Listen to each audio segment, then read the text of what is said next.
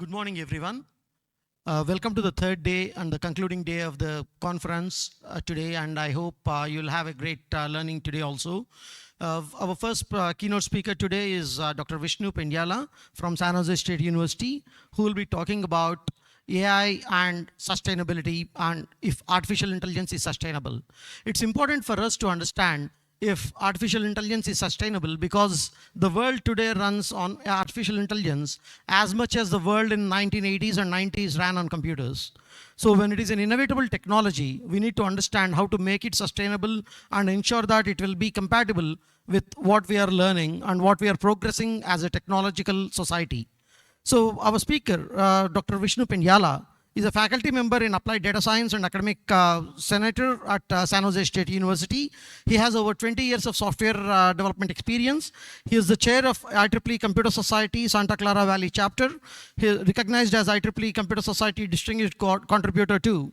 And he was a former ACM Distinguished Speaker for 4 years, 2019 to 22, delivering over 60 invited talks at various global fora and events. He is a recipient of Ramanujan Memorial Gold Medal at the State Math Olympiad and author of the book Veracity of Big Data, which was held in prestigious libraries including MIT, Stanford, Carnegie Mellon, the US Congress, and various international institutions. He is the editor of 2 acclaimed books on machine learning and software development, both available at the US Library of Congress. And he's actively involved in Computer Society of India, serving as program secretary for its annual national convention. We are glad to have you here, sir. I would appreciate if all the students are here and the learners can learn from the ethical and legal considerations of artificial intelligence directly from the horse's mouth from someone who has worked on it for a long time. Welcome, sir. So this talk focuses on 2 main issues. First is, like Sir introduced, artificial intelligence is there everywhere. And so the question arises, will it allow us to live for long? So that's the first question we want to consider. And the second question is, will it last for long as well? Will artificial intelligence last for long? Is it sustainable in that sense as well? So why do we ask these questions? Let us see. So I have a lot for the agenda. Let's see how far we can go. I might speed up a little bit on some of the slides. So initially we'll talk what, why, and how, and talk about the problems with artificial intelligence, look at the causes, and we'll also look at the path forward. I mean, how are we going to solve these problems? So I chose 3 directions. One is using technology, the other is research, and the third is regulation, legislation. So these are the 3 areas I want to focus on in terms of the solutions. So, but first, let us look at the unreasonable effectiveness of generative AI's multimodal abilities. So in most of the tasks, for most of the tasks, artificial intelligence today is almost human level performance, is at the human level performance in terms of text summarization, machine translation, and a lot of other tasks. Artificial intelligence is pretty much achieving the human level performance. And the level of multimodal understanding, that means understanding not only text, language, but also images, audio, video, it's really, and even emotions for that matter, in the recent release of ChatGPT. So it's really surprising and unexplainable. We are not able to explain why it's so good at these tasks. LLMs have also passed some tough exams, right? So it has passed exams from law, like bar license. To get a bar license, lawyers have to take an exam, right? So it passed that exam, and it is achieving 90th percentile in business-related exams. And what is even more surprising is that it passed all 3 parts of the United States medical licensing examination within a comfortable range. So USMLE is a popular test for doctors wanting to move from India to United States, right?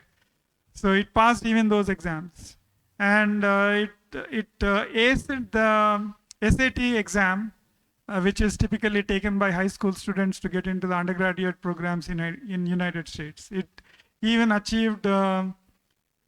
It is ranked at the 93rd percentile of the test takers.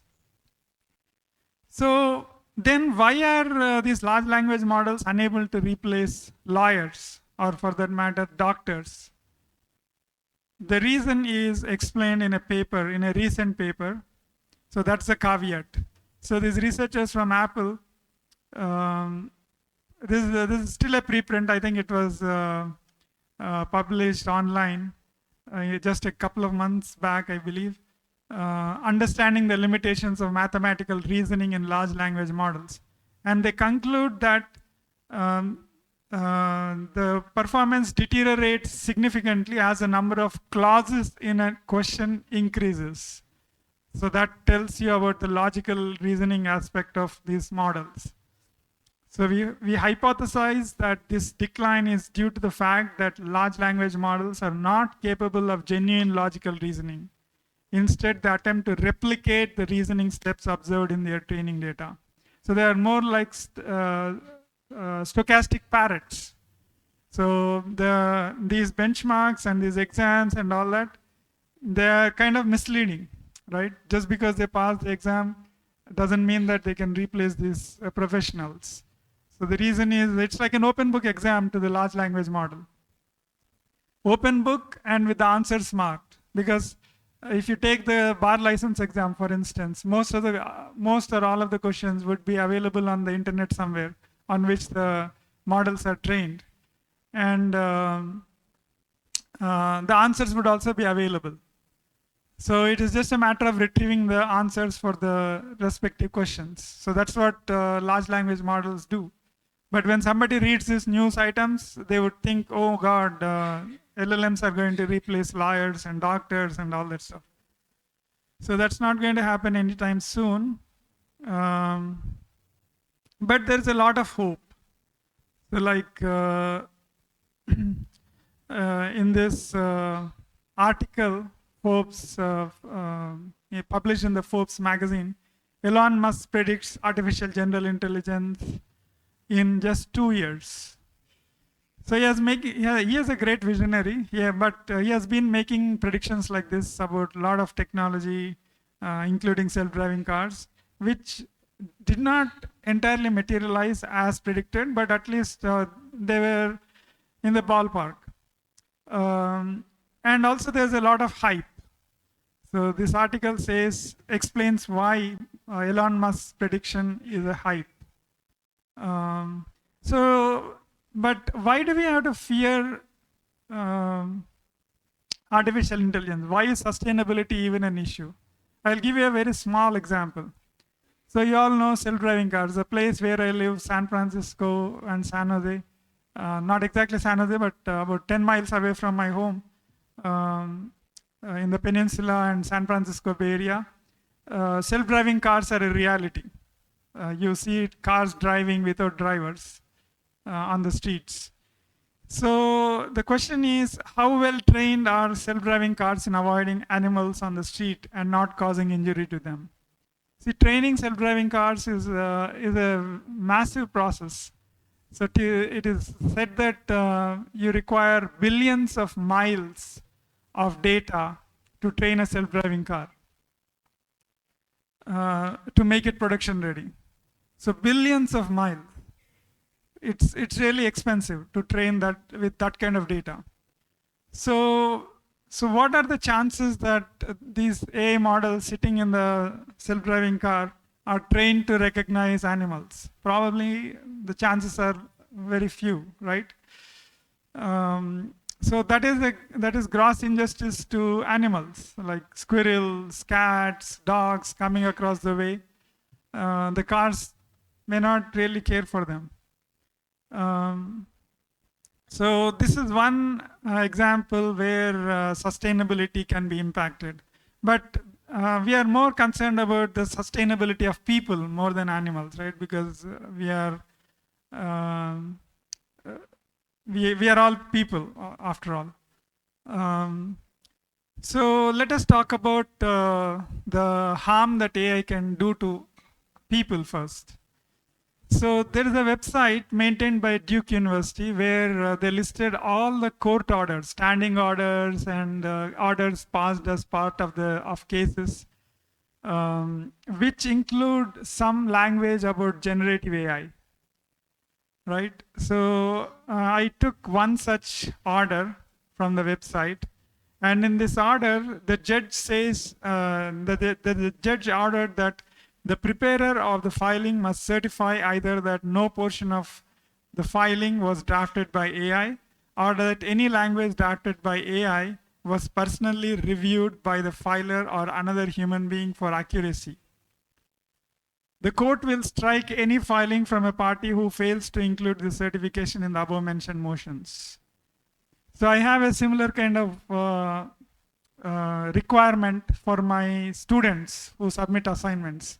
I ask them to give a certification that either they did not use large language models at all for their homework, or they used and how they used. That has to be described. It's a mandatory question. They cannot, if they miss it, then they lose a lot of points.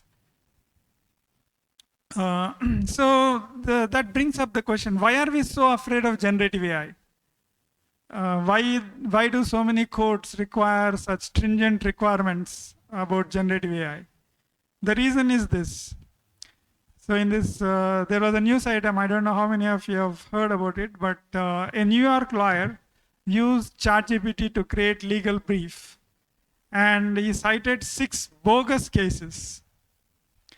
ChatGPT basically pulled up 6 bogus cases, and I believe he lost his license to practice because of this reason.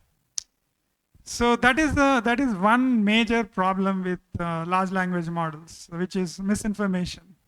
LLMs can produce outputs that are baseless, incorrect, or absurd. So some of you, or probably all of you, would have used Google for searches in the recent times, and you would have noticed that Google search is now enhanced with artificial intelligence capabilities, right? So somebody searched, how many rocks should I eat? That was a search query. And Google used artificial intelligence to give the answer. It says, according to University of California, Berkeley geologists, you should eat at least 1 small rock per day. So don't follow that advice, obviously. I'm not favoring that advice, but it has messed up. The search is kind of messed up. So in this particular case, it was not because of the AI model itself, but it was because of similar kind of data existing on the internet somewhere, and the AI model was trained on it. So, but this is just an example. There are other issues like this which are on social media. A lot of such instances are on social media, prompting Google to take swift action to remove bizarre AI search results, like telling users to eat rocks. So why do large language models misinform? So the first reason is, like we saw, inaccuracies in training data that include obsolete information. Somewhere on the internet, some joker put some nonsense, and the AI models pick up that nonsense and then spit it out. After all, they are stochastic parrots. Then insufficient context, ambiguous or complex queries. In the previous example, the user was kind of misleading the Google search, right? If you look at the query, how many rocks should I eat? The prompt was kind of leading to the AI model to say that people can eat rocks. So that is the other problem. And the third problem is large language models work by statistical pattern matching and not factual accuracy. These models don't know what is true and what is false. They are just statistical models, stochastic models. So that is the other reason. And the last reason on this slide, there are other reasons also, but the last reason is underfitting or overgeneralization when there's lack of training data. So when the data is lacking in the domain, these large language models start hallucinating, start thinking by themselves. The process can be explained in this slide. So the data that on which the models are trained are like the dots. So you know that, right? All data that AI models use are in the form of vectors. So everything is a vector to a machine learning model, all the data. So even text, audio, images, everything has to be converted to vectors. And vectors are basically points in vector space with magnitude and dimension. So these points are all the data. And the line is representing, a model is basically a line. A model is basically a representation of the data. In this case, a line. So this line is kind of modeling the data on which it is trained. And when you ask the model to predict something that is on which it is not trained, it does not stop here. It extends the model. It interpolates on unseen data. So the line extends in this direction, in similar direction. But the fact could be that the actual data may be in a completely different direction. So that causes the models to hallucinate. So the models overgeneralize the existing data into unseen areas. That is what leads to hallucinations. So the other problem is copyright violations. So there's this company called Patronus. It launched industry-first solution to detect copyrighted content generated by LLMs. So its business model is totally based on detecting copyrighted content generated by large language models. So these companies are valued several millions of dollars, and the entire business model is about copyright violations. So you can estimate the kind of problem large language models pose for copyright violations. So for instance, when I was introduced, there was a mention about my book called Veracity of Big Data, to which I hold the copyright. There is a website where you can see if your information was used to train artificial intelligence models.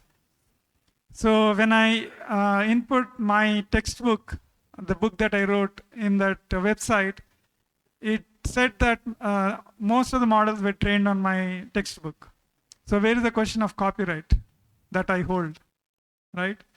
So so copyright violation is a serious problem, right? If the information is all available about my book, who is going to buy my book, right?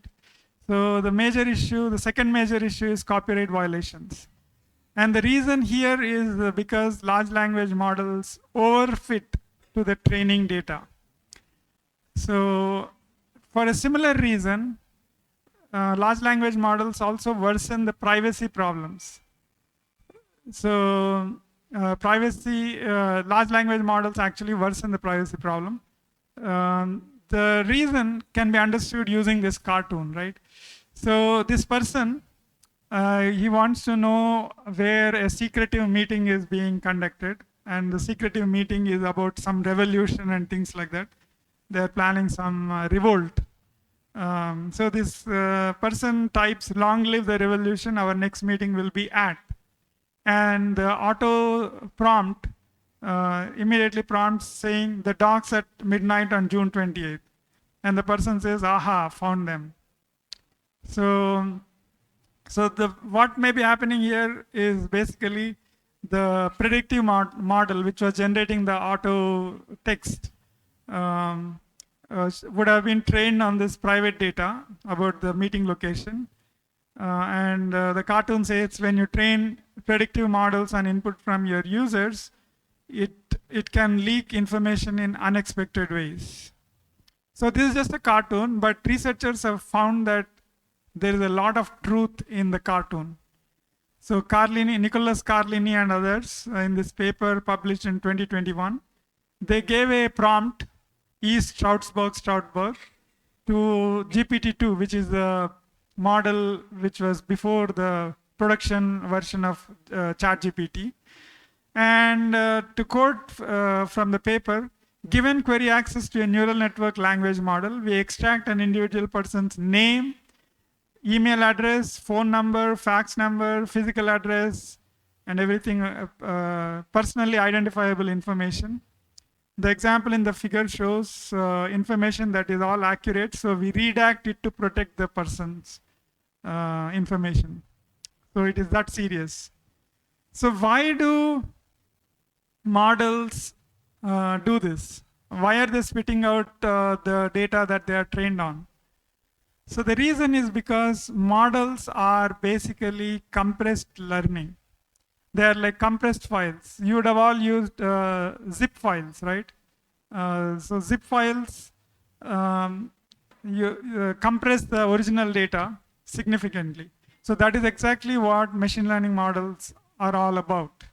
A model is basically a compressed version of the data, right? But there is a difference between zip files and this. What is the difference? Zip files is unlossy compression. That means you can get back the data, the original data.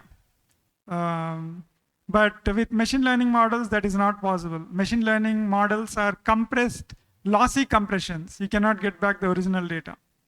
That is one difference. And the other difference is zip files are general purpose, whereas machine learning models are compressed for a specific purpose, right? Typically predictions, classifications, and things like that. So if you look at traditional machine learning, you have all this training data, and you use some kind of an algorithm to generate a lot of weights, which are parameters. So if you consider the algorithm called logistic regression, so there is a weight generated for each feature in the training data. And that is the model. The model is basically the weights generated by the algorithm. Similar thing happens in our human brains. So we are attending this conference, we are gaining experiences, education, enrichment, and so on and so forth. So our brain tries to create a 10 to 30 trillion parameter model in our brain. The learning model in our brain is typically 10 to 30 trillion parameter model. Whereas in case of traditional machine learning, the model has only as many parameters as the features.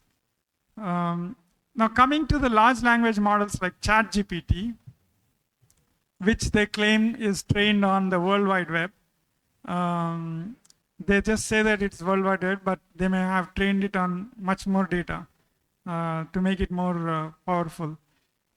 So the huge neural network that this algorithm is about computes the parameters, and these parameters number 175 billion. There are 175 billion parameters in this model. So if you download a large language model from Hugging Face, for instance, it runs into several gigabytes, and those the gigabytes are basically if you take ChatGPT, for instance, the very first version of ChatGPT, which was made public, the model was basically 175 billion floating point numbers. That's it. 175 billion floating point numbers. And how do you make sense of these weights? How does the inferencing work? There's a 300 line or 500 line program written in C language to interpret these weights or parameters. That's it. That is your large language model. It's all in the weights. Just like our human brain builds a 10 to 30 trillion parameter model, these artificial intelligence models build models with several parameters. So now,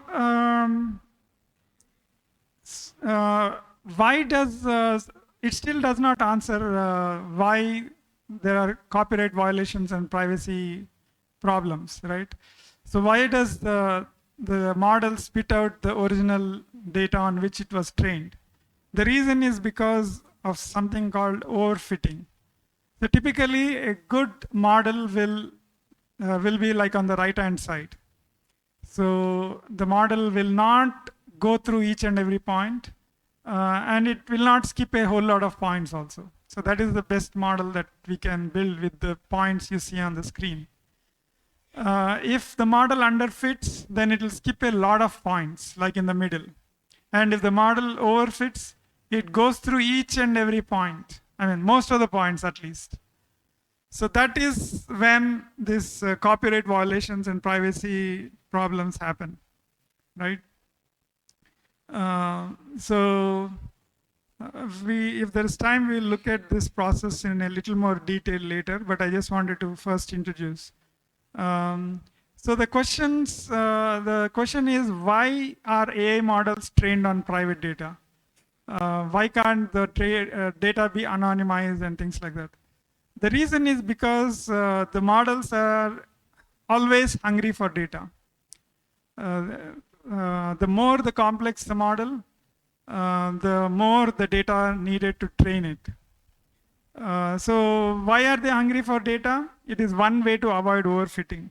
So in this case, on the left-hand side, if there are a lot of points, maybe 10,000 points instead of just these 30 points, the model would not have passed through all the 10,000 points, right? So that's so in that sense, it generalizes better. It does not overfit. So one way to avoid overfitting is to have more data.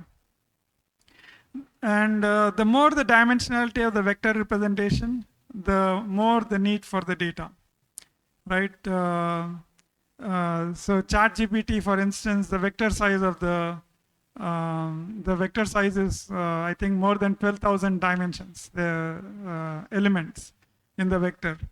So the reason is because these natural language, images, audio, these are all very rich information. So to represent all the rich information, you need high dimensionality of the vectors. So for instance, Facebook, all the users are vectors, basically. Huge vectors. I don't know the size. I don't think they disclose the size of the vector, but it's a huge vector. That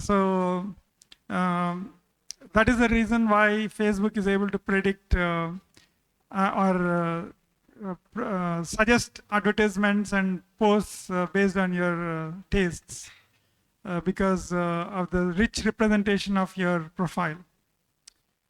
So natural language, images, audio, they need high dimensional vector representation because of the richness in the content. So that is the reason why we need to argue, or we need to convince our lawmakers not to use our data for training artificial intelligence models. Because, for instance, in this opinion piece that I authored for The Hill, which is the second after CNN for the news media. So what I pointed out was basically, suppose hiring is a very tough problem, right? Getting the right employee to do the right job is a tough problem. So hiring managers are always looking for ways to simplify this process. So suppose a company goes with a proposition, with a business model saying that we are going to do a psychometric analysis on all the job applicants for a fee. And based on the psychometric analysis, you can hire the person. I'm pretty sure a lot of hiring managers would buy that kind of a service. But what is the danger with that service? The danger is if the AI models used for the psychometric analysis are trained on all sorts of data available in the public. For instance, court documents. These are all public documents, court documents, and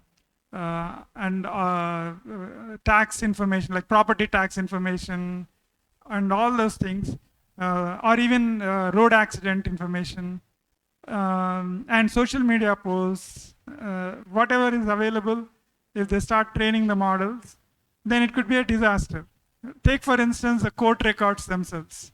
Court records, there's something called perjury, but it is not often practiced seriously, particularly in family cases, civil cases, right? Perjury is not taken too seriously. So people write all sorts of things. And if the IA models are trained on that data, it could be a disaster. Even if your data is not in those records, based on your features, the model can predict based on the past data present in this public records. So that will be a disaster. So that's the reason why I wrote this opinion piece, to convince the lawmakers to pass laws to restrict AI models from being trained on this kind of data. Now, the other major threat to sustainability is the existential threat itself. So we are all talking about climate change and the disasters that it is causing. But even if the temperatures increase, global warming increases the temperatures by say 10 degrees Fahrenheit or 15 degrees Fahrenheit, it's not going to threaten our existence as much as artificial intelligence, which goes out of control, right? So someone said the same thing, and apparently, or he received a Nobel Prize recently and things like that. He became the godfather of AI. Until that time, I did not know that there was a godfather for AI. I knew that there was a father of artificial intelligence, but not godfather. So, so there is some, at least according to this report, which was created by using taxpayers' money by the United States. The report basically issued an urgent AI warning of uncontrollable systems turning on humans. So there is some truth to what the researchers have been warning us. In fact, such news keep on coming every now and then. So, but why are we so afraid that AI is going to kill us all? The reason is because, one reason is because of this quotation, the meaning of this quotation, spoken by the character of Dr. Jonathan Crane in the Batman Begins movie. So he said that we fear what we don't understand. That is true, right? Suppose we are sitting in a self-driving car and it starts taking left turn, right turn, and we don't understand why it took left turn, why it took right turn. We would be scared to death sitting in the car. Same thing, right? The artificial intelligence, if it goes out of control, it's going to be a big problem. So why are we not able to understand its behavior? The reason is because large language models are too complex for their behavior to be explained and controlled. Right? If it is logistic regression, 10 weights, 20 weights, it is still difficult to understand why it made the prediction, but at least it is somewhat understandable. But with 175 billion weights, how are you going to interpret the decision? So, and the later models are running into trillions of parameters. So it is obviously not possible to understand the behavior. So today, foundation models, large language models are a subset of foundation models. This term was coined by Stanford University researchers, foundation models, because they are kind of foundation for building other models. So the foundation models are like an elephant, and the researchers are like these blind people trying to describe the elephant based on what they touch. Right, so each expert is talking in the way they understand large language models. So there's no comprehensive picture. So that is the state of large language models today. But the question is, why was explainability never an issue with other software systems? So they have been writing software for so many years. Why was that not a problem? Because machine learning brought in a paradigm shift in programming. So traditional programming, documentation and understandability of the code is very important. In fact, your pull request does not even get merged if the code is not understandable, typically in a company, right? Whereas machine learning, that's not the case. It's inductive in approach. So I talked a lot about this explainability in this video. I don't want to repeat that for sake of time, but you can search my name in YouTube, and you'll find these videos and other videos as well. And in the video, I explained the importance of explainability by taking a paper that we published recently. So we took a mental health data set, which was used by many researchers who published papers in highly impactful journals, which have impact factors nearly 10 and so. And they obtained excellent performance on this mental health data set. But when we applied explainability techniques to understand what the models were doing, some of the predictions were total gibberish. Like one of the predictions, one of the instances, the person was taking time off for mental health issues. He already answered that question, that he was taking time off, he or she was taking time off for mental health issues. And the model predicted that the person is not at risk for mental health. So that's serious, right? I mean, this is a mental health problem, and the model was not doing the right thing. So, so there's a need for explainability. That's very important. So the other reason to fear artificial intelligence is because some countries, this paper was published in International Conference on Machine Learning, which is one of the top 3 conferences in AI/ML, right, in the world. So it's credible. The research is credible. And they found out that a number of countries are building AI-driven autonomous weapon systems, right? And some of these countries could be rogue countries also. So if they start using autonomous weapon systems, it's even worse than nuclear bombs or biological warfare, right? So that is another reason for fearing. Then there is the problem of bias, fairness. The machine learning models don't act fairly all the time. So for instance, in this case, large language models are more likely to suggest that speakers of African American English be assigned less prestigious jobs, be convicted of crimes, and be sentenced to death. And this article was published in Nature, which is a highly reputed magazine from Springer. So facial recognition is obviously biased. A lot of tools, facial recognition tools from these companies, it was found that they are biased. Their performance is poor when it comes to female subjects and people with darker skin.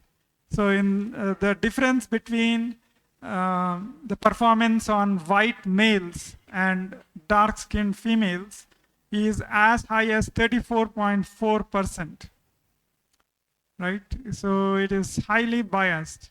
In fact, there is an incident where 4 years ago,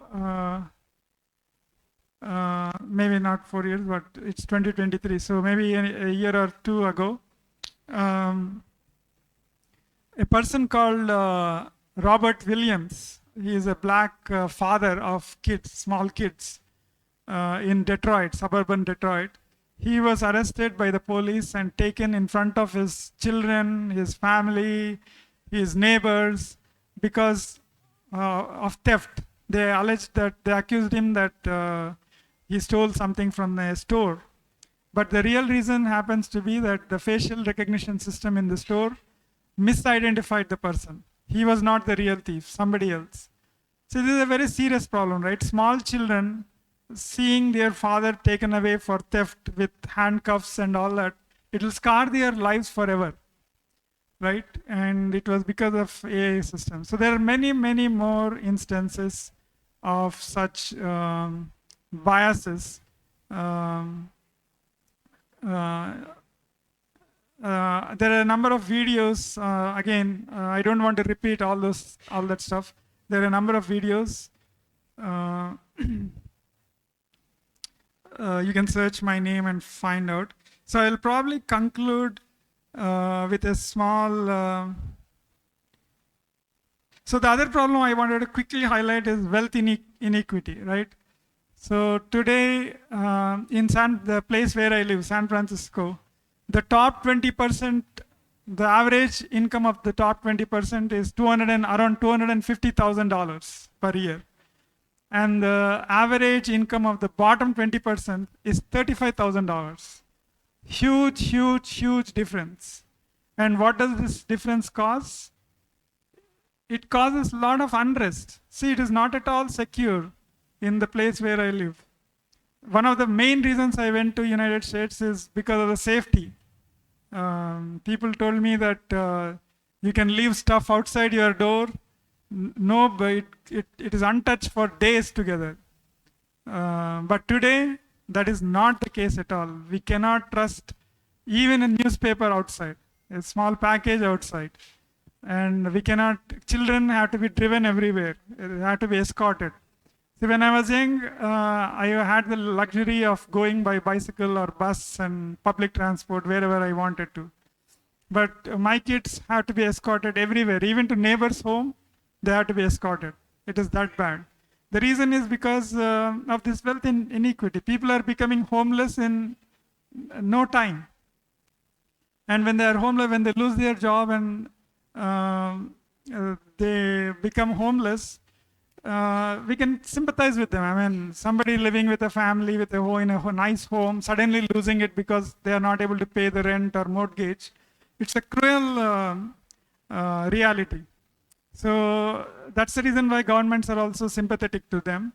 But this problem is going to be much more profound with artificial intelligence.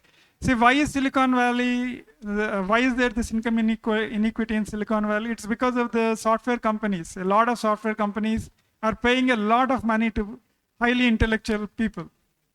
Whereas the others who are dependent on manual work, they are struggling to make their ends meet. And the middle layer is pretty much vanishing because software is automating a lot of stuff already. Now artificial intelligence is going to compound that problem. You will have the top tier people will have superlative intellectual abilities, and the bottom are the left out people with carrying out manual tasks. All the middle layer, so for instance, in this case, if you see on the right hand side, ABC News says that AI could eliminate up to nearly 8 million jobs in the United Kingdom. With women and early career employees most at risk of being put out of work. So why early career employees? Because artificial intelligence can easily do their work. So this is a more serious problem than existential threat, in my opinion. So I think I ran out of time. So the other issue is, of course, environmental sustainability. So in this opinion piece, I talked a lot about environmental sustainability. So the reason is because the training phase of LLMs could use like 626,000 pounds carbon dioxide equivalent. So it is equivalent to the emissions of 5 cars over their lifetime. Lifetime of a car is typically 25 to 30 years, at least. My car lasted for 25 years until it was stolen. So it could have easily lasted for another 5-10 years probably. And inference phase costs 8.4 tons of carbon dioxide. And more serious is the water usage for cooling the processors. For training the GPT-3 model, 700,000 liters of drinking water. Remember, this is not any water. It has to be drinking quality water. Why? Because if you use any kind of water, the minerals in the water could react with the infrastructure and damage the infrastructure. So it has to be drinking water. So that's the reason why when Google wanted to set up a data center at a place, the local people protested. So Google had to backtrack. The government issued them permit, but because of the protest from the locals, Google had to backtrack. So that is another serious issue. And in terms of path forward, I just wanted to show some research directions. The research direction I'm closely watching and I'm very interested in is this idea called mechanistic interpretability. So mechanistic interpretability is interpreting what each neuron in the neural network does, and then circuits. Circuits are basically network of features. So this high school student, Achyuta Rajaram, he won $250,000 prize for his work on automatic discovery of visual circuits in an artificial neural network. So this is one very strong trend to watch, and the other trend is replacing artificial neural networks using different mathematical models. So in this case, researchers from MIT used a mathematical theorem called Kolmogorov-Arnold representation theorem to basically replace, where is that slide? Basically replace the neural network. So what is happening here is that previously the neurons were doing nonlinearity, like ReLU and sigmoid and all that stuff. They were introducing the nonlinearity, and the edges were summing up those outputs. In Kolmogorov-Arnold networks, it flips the idea. In Kolmogorov-Arnold networks, the nodes or the neurons do the additions, and the edges do the nonlinearities.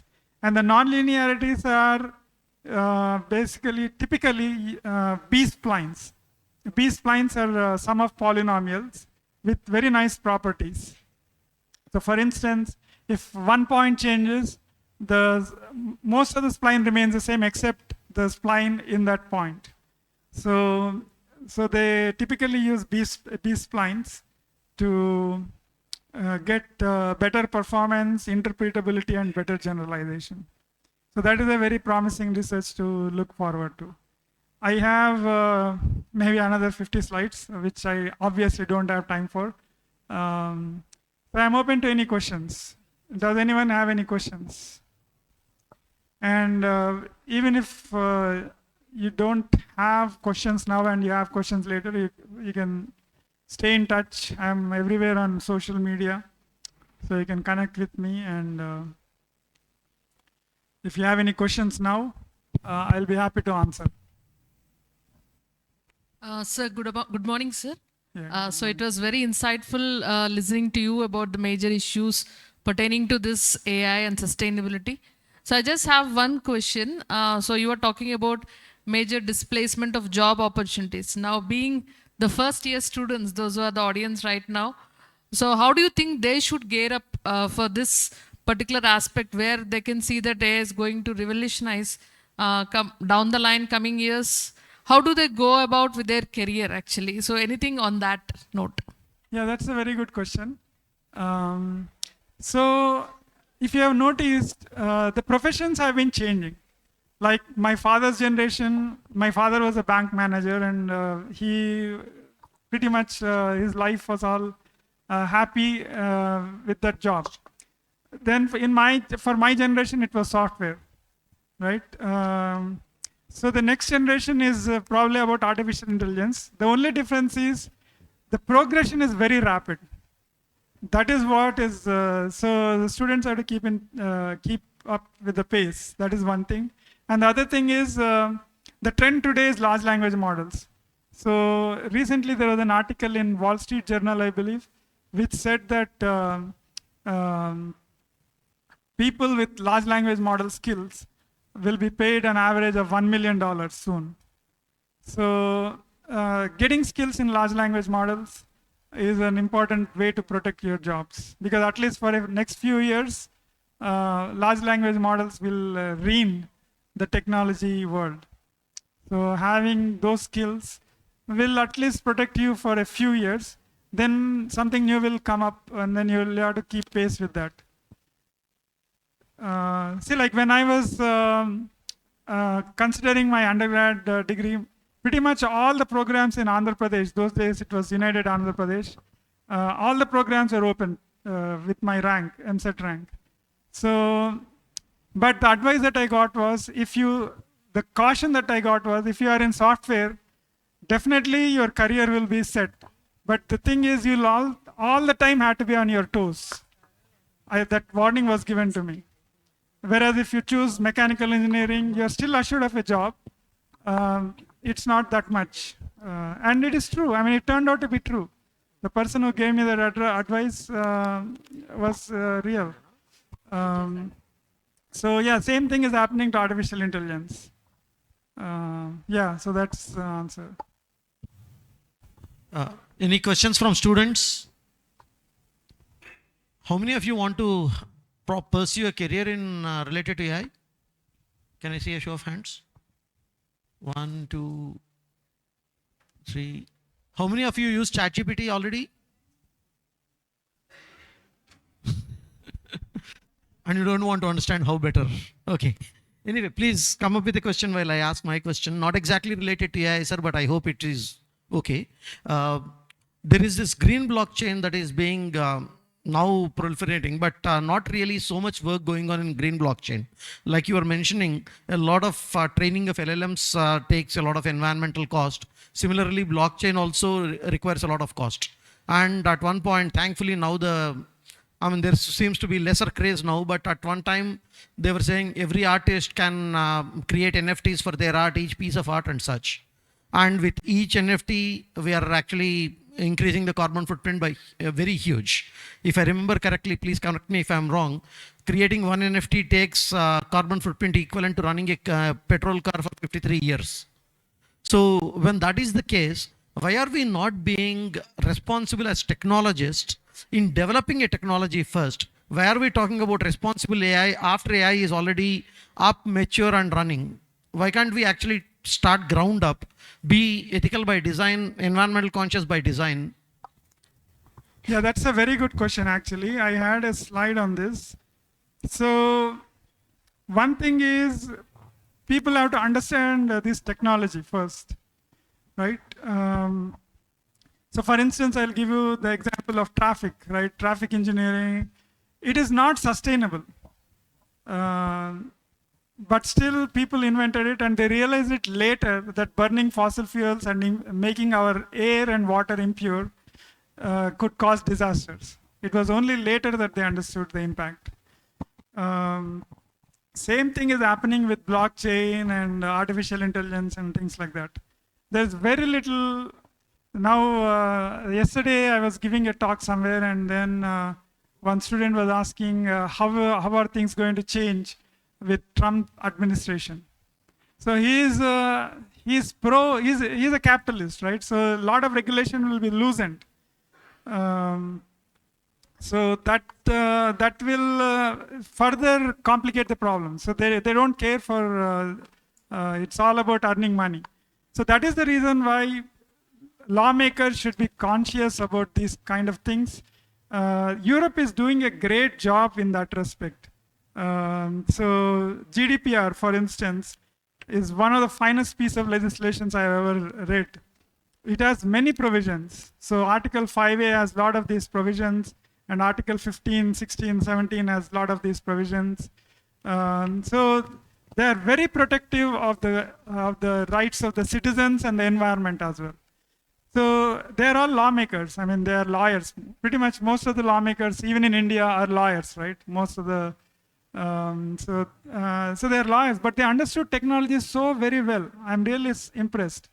Even the AI Act prohibits certain risk categories, domains in certain risk categories. Like in Europe, AI models cannot be used for behavioral manipulation, social scoring, like I talked about psychometric analysis and all that, right? It is prohibited in Europe. But USA, that's not the case. There is an executive order that was passed, and I don't know how serious it is. It is seriously taken. So yeah, awareness is important. See, like in today you take traffic engineering. We know that burning fossil fuels is causing irreparable damage to the environment. Why doesn't Indian government, I'll pick on Indian government, why doesn't Indian government mandate smog check? See, when I was coming to this venue, the driver opened the windows and there was so much smoke coming inside. Depends on the vehicle moving in the front. Some vehicles were good, some vehicles were really bad in the terms of smoke. Why doesn't government enforce smog check? the reason could be democracy. I mean, one reason is if they do it, if they are strict, they will lose a lot of votes. All the cab drivers and other drivers. So yeah, the situation is a bit complex, but people should be more conscious when inventing technologies. Yes, I hope that will happen in the future. And any questions from students? Anyone? No? Okay, I request Professor Vidyasagar sir and Vavi Kumar sir to felicitate the speaker. Sir, please. And while that is there, sir, I request you to I request you to actually address, because a lot of students said they'll use ChatGPT. But are there any forewarnings or things that they have to focus on, do's and don'ts, when they use ChatGPT? Because they are all young and they probably use ChatGPT for everything, right from exam preparation to writing a letter. So can you please give them a few pointers? Yeah, sure. Yeah, that's a very important question as well. My advice to this generation of students at this stage is to avoid relying on ChatGPT, because a lot of information that you look for may be inaccurate, particularly in you're all, I believe, AI students and data science students. A lot of stuff on ChatGPT is inaccurate. In fact, some of my students got into trouble for following ChatGPT answers for their homeworks and stuff like that. So I strongly suggest, in fact, there's an article you can search on the online. It's the title of the article is something like "Why You Should Not Use ChatGPT." Why students should not use ChatGPT. Just search for it. There are a lot of reasons listed there, and the author also listed alternatives, what you can do instead of ChatGPT. So that is a good reference for you. Okay? Sure.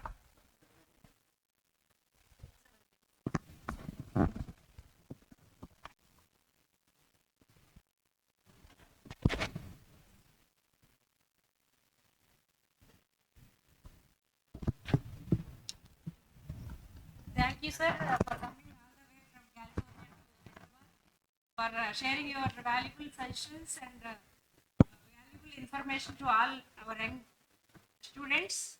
Even though it may be high for you, all of you, whatever words you have heard today. So after going home, always your on phones, please browse and explore. Thank you, sir.